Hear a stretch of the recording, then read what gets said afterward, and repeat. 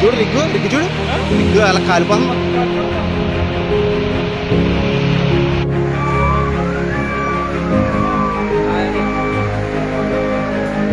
కృష్ణమండపం గ్రామంలో ఉన్న gas fire అవటం జరిగింది.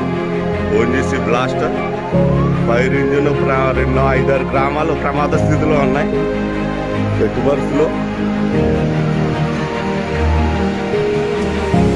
సిబ్బంది ఎలాగున్నా ఏంటన్నది ఏం అర్థం అవట్లేదు. చాలా ప్రమాద స్థితిలో ఉంది. దయచేసి ఎవరు కూడా